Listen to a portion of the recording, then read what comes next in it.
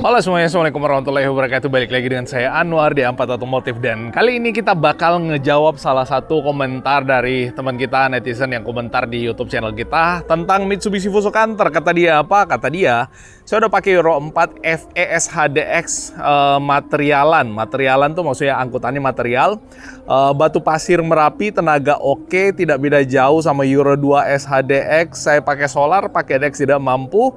Tiap 5.000 km tak ganti filter plus separator plus ganti oli filter atau filter olinya. Yes, good, bener banget. Itu mesti diganti sepaket biar lebih sehat mobilnya. Kalau mau lihat video truknya di jalur tambang WA aja. Oke.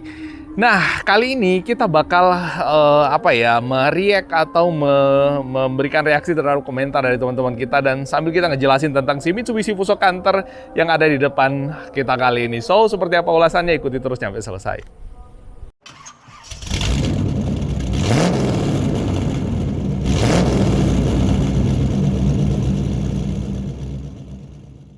Nah, teman-teman sekalian, seperti yang saya sampaikan di awal tadi, ada banyak memang komentar mengenai si Mitsubishi Fuso Canter FES HDX semacam ini.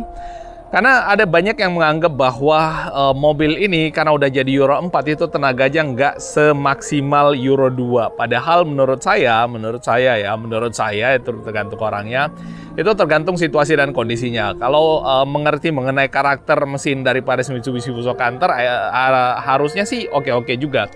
Dan ada banyak juga yang akhirnya mempelajari dan melakukan modifikasi sedikit mengenai si Mitsubishi Fuso Canter ini untuk menaikkan tenaganya. Jadi ada beberapa hal yang dilakukan perbaikan atau dilakukan modifikasi pada mesin si Mitsubishi Fuso Canter untuk menaikkan tenaganya.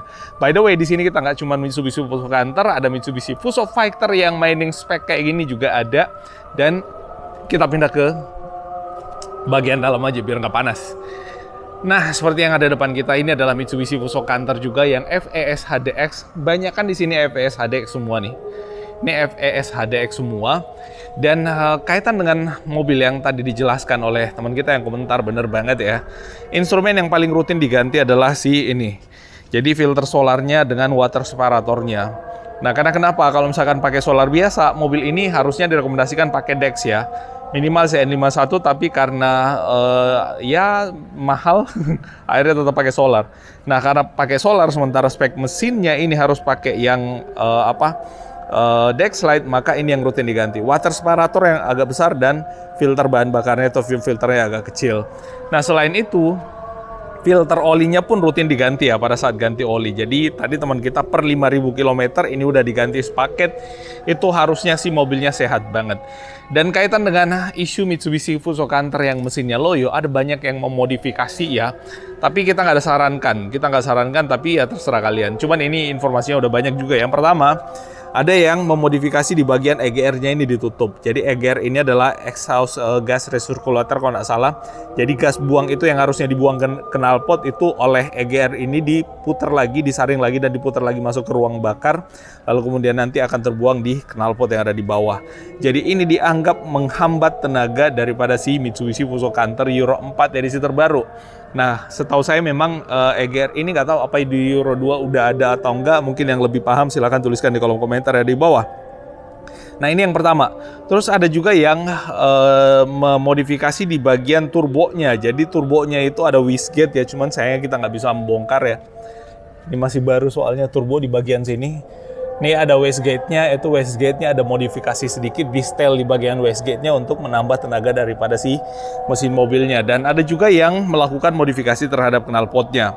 Katanya knalpotnya dimodifikasi diganti pakai knalpot Mitsubishi Fuso Canter yang Euro 2. Karena kan memang knalpot Euro 4 ini ditambah lagi ya katalis atau penyaring gas buang untuk menghasilkan kadar emisi gas buang yang lebih sehat intinya terhadap mobil ini. Jadi itu beberapa yang dimodifikasi. Nah, sebenarnya menurut saya di atas kertas memang mobil ini punya tenaga yang tetap badak ya, sama seperti generasi sebelumnya di mana si Mitsubishi Fuso Canter ini khusus untuk yang FES HDX itu model mesinnya pakai 4V21 2AT1.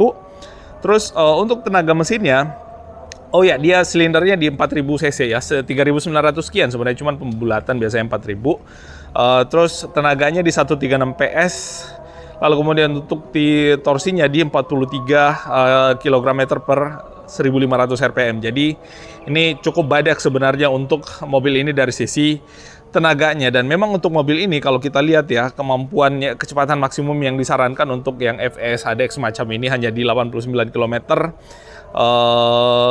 per jam ya. Itu nggak boleh terlalu kencang sebenarnya ya, namanya mobil-mobil truk harusnya kayak gitu. Dan untuk mobil ini dalam keadaan chasisan kayak gini atau dalam keadaan ya chassis lah ya, itu termasuk kabin itu beratnya udah 2.500 ya, 2,5 ton.